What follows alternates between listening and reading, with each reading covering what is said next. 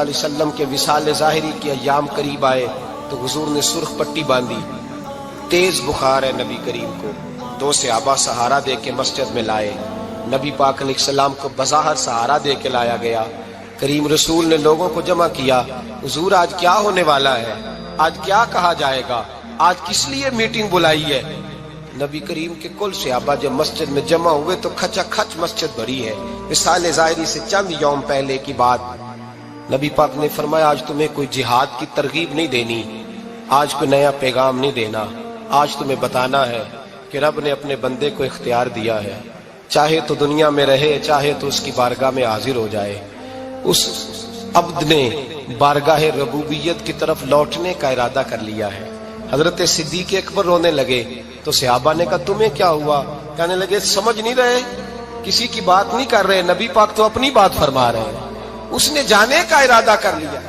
سنیے میرے بھائی، محبوب پاک نے فرمایا بھائی کسی شخص کو میری طرف سے کوئی تکلیف پہنچی ہو تو بدلہ لے سکتا ہے، بدلہ لے سکتا ہے، کسی کو تکلیف پہنچی ہو۔ صحابہ پھوٹ کے رونے لگے، محبوبہ کرم ہی کرم ہوا ہے، رحمت ہی رحمت آئی، آپ کے بارے میں گمان کرنے والا بھی دائرہ ایمان سے نکل جائے۔ حضور آپ کیا فرما رہے ہیں؟ فرمایا نہیں بھئی اٹھو۔ پیچھے سے جناب عکاشہ بن محصن اٹھے، ہاتھ کانپتے ہیں، آگے بڑھے، کہنے لگے یا رسول اللہ، ایک جنگ کے موقع پر آپ نے درہ مارا تھا، ننگی پیٹھ پر صفیں سیدھی کراتے، بات دل میں رہ گئی ہے، میں نے بدلہ لینا ہے۔ نبی کریم نے فرمایا بلال دوڑ کے جاؤ، فاطمہ کے گھر درہ پڑا ہے، درہ لاؤ۔ سیدنا بلال حبشی کہتے میں گیا، دستک دی، سیدہ طیبہ طاہرہ حضرت فاطمہ فرمانے لگی بلال کیسے آئے ہو؟ اماں جی وہ درہ چاہیے تھا۔ سیدہ کو تشویش ہوئی، کہنے لگے بلال نہ تو جنگ پہ جانا ہے، نہ جہاد ہے، نہ کوئی ایسا موقع ہے، حضور کی تو طبیعت مبارک بظاہر بڑی علیل ہے، درہ کیا کریں گے؟ حضرت بلال عرض کرنے لگے اماں جی ایک صحابی بدلہ لینے لگے ہیں، صاحب طبقات نے جملے لکھے ہیں، کہتے ہیں بی بی صاحبہ نے درہ بھی دیا اور امام حسن حسین کو بھی باہر نکالا۔ فرمانے لگی عکاشہ سے کہنا 100 درے مارے، ان 2 شہزادوں کے جسم پر نبی پاک کے قریب نہ جائے، میں نے 2 بچے پیدا ہی اپنے محبوب پر قربان کرنے کے لیے کیے، ان کو لے جائے۔ حضرت بلال کہتے میں 2 شہزادے لے کے آیا، اور جب دروازے میں میں لے کے پہنچا تو نبی پاک نے دیکھا تو آنکھوں میں آنسو آ گئے، فرمایا ان کو بٹھا دو، مجھے پتا ہے فاطمہ نے کیا کہہ کے بھیجا ہے۔ حضرت سیدنا بلال فرماتے ہیں درہ میں نے جناب عکاشہ کو دیا، حضرت عکاشہ درہ لے کے آگے جو بڑھے تو حضرت ابو بکر صدیق نے ان کے پیروں پہ ہاتھ رکھا، فرمایا عکاشہ میری طرف آ یار، مجھے مار درے، نبی پاک کے قریب نہ جا۔ مصطفیٰ کریم نے فرمایا ابو بکر تو ہٹ جا، اسے آنے دے۔ فرماتے ہیں میں چند قدم آگے گیا تو مولا علی شیر خدا نے میرے پیر پہ ہاتھ رکھا، کہنے لگے عکاشہ سوچ تو صحیح تو کیا کر رہا ہے؟ حضور نے فرمایا علی ہٹ جاؤ، میرا اور ان کا معاملہ ہے۔ جناب عکاشہ آگے بڑھ رہے، نبی کریم نے فرمایا میں اپنی امت کو درس دینا چاہتا ہوں، خبردار خبردار زندگی میں تمہارے ہاتھ سے زبان سے کسی کو تکلیف نہ پہنچنے پائے، خبردار یاد رکھنا وہ معاشرے بگڑ جاتے ہیں، وہ معاشرے تباہ کر دیے جاتے ہیں جہاں ظلم ہوتا ہے، جہاں زیادتی ہوتی ہے، جہاں لوگوں کو ستایا جاتا ہے۔ محبوب کریم کے قریب آئے حضرت عکاشہ کا، حضور میری پیٹھ ننگی تھی، آپ بھی ذرا کپڑا ہٹائیے۔ نبی کریم نے پیٹھ سے کپڑا ہٹایا، جناب عکاشہ نے درہ جو اٹھایا تو صحابہ کی چیخیں نکلی، حضرت عکاشہ نے درہ دور پھینکا، حضور کے بطن اطہر سے لپٹ گئے، چومنے لگے، کہنے لگے حضور وہ تو صفیں سیدھی کراتے لگ گیا تھا، آپ نے کہاں مارا تھا؟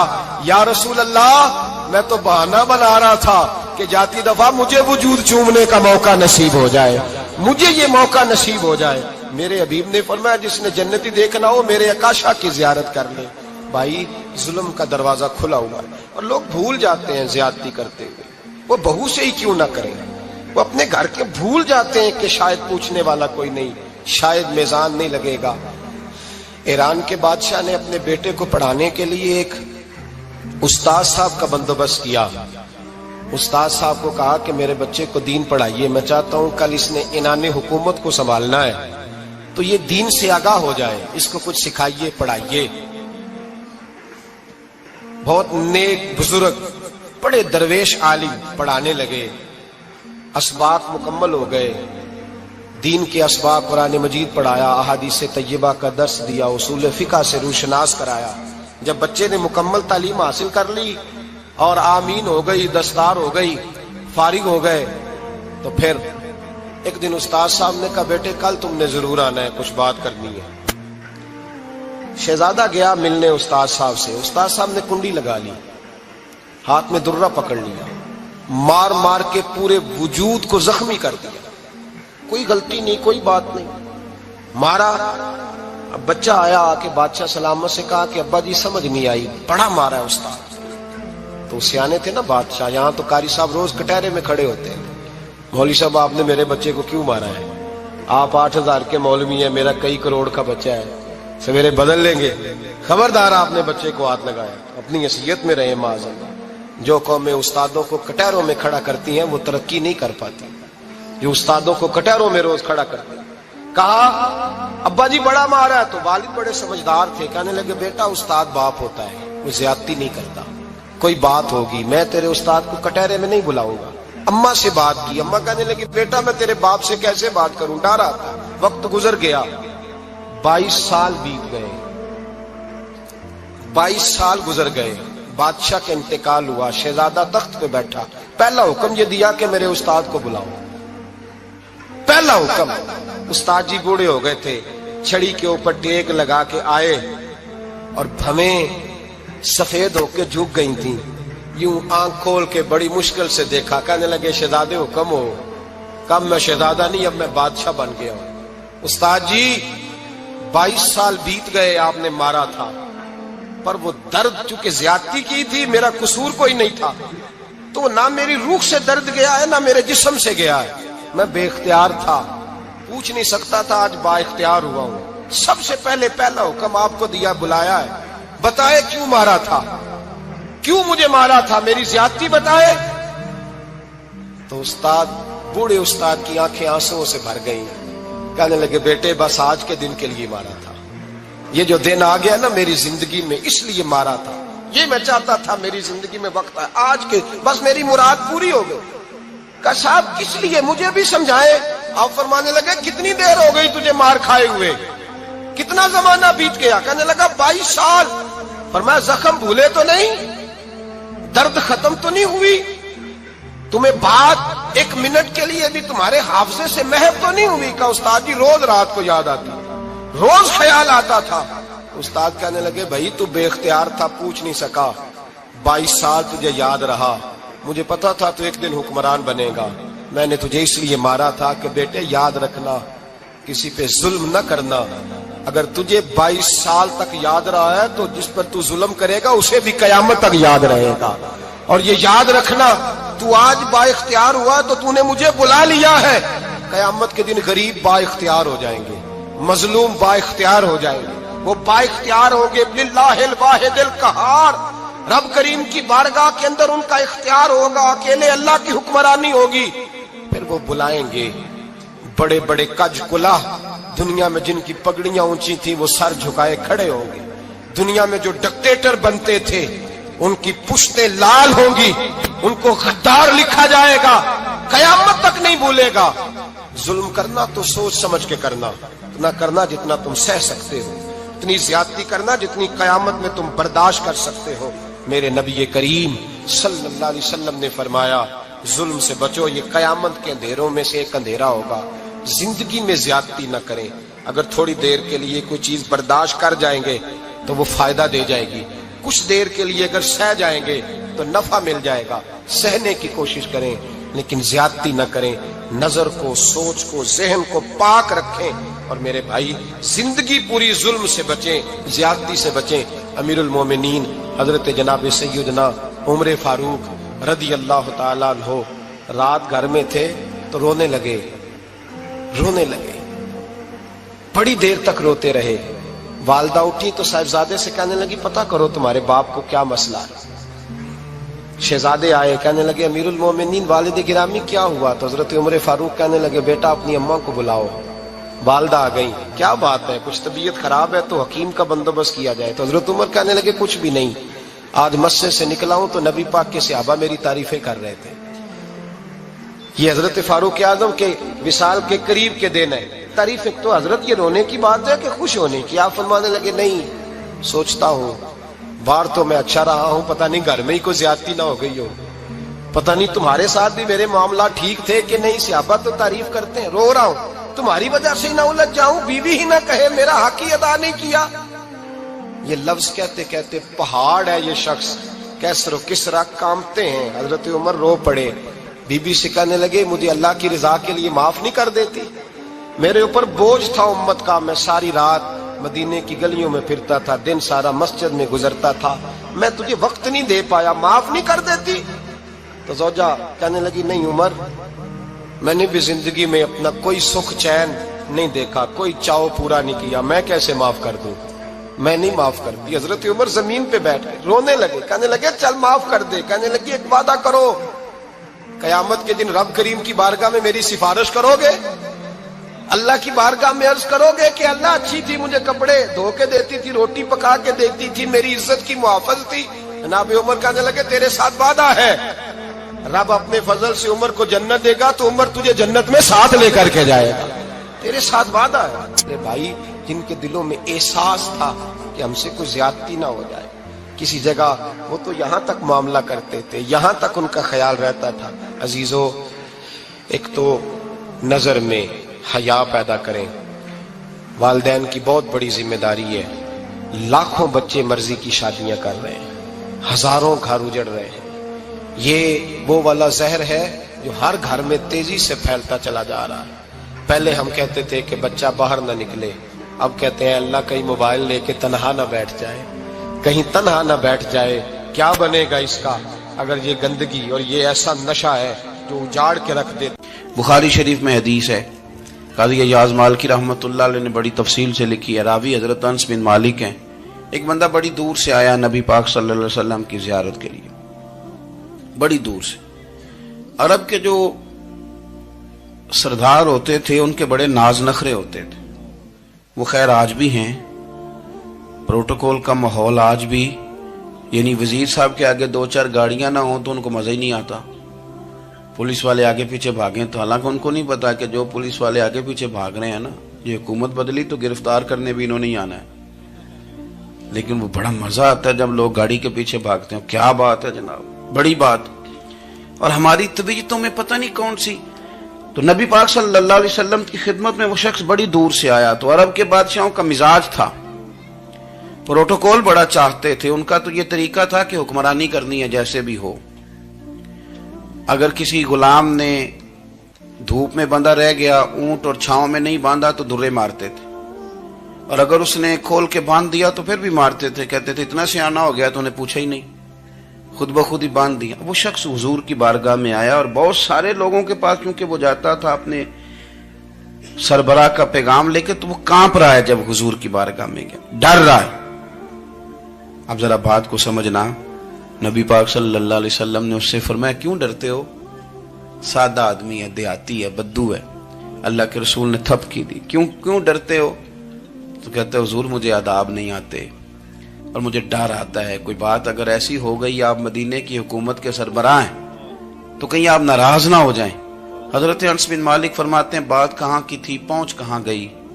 जब उसने ये कहा ना कि आप तो हुकूमत के सरबराह हैं, कहीं कोई गलती ना मुझसे हो जाए, तो नबी पाक की आंखों में आंसू आ गए, हुजूर रोने लगे और नबी पाक सल्लल्लाहु अलैहि वसल्लम फरमाने लगे ना भाई, तो किसी हुकूमत के सरबराह के पास नहीं आया ना, तू तो उस बेटे के पास आया है जिसकी माँ गोश्त के खुश्क टुकड़े खा के भी गुजारा कर लेती। मैं तो एक गरीब माँ का बेटा हूं।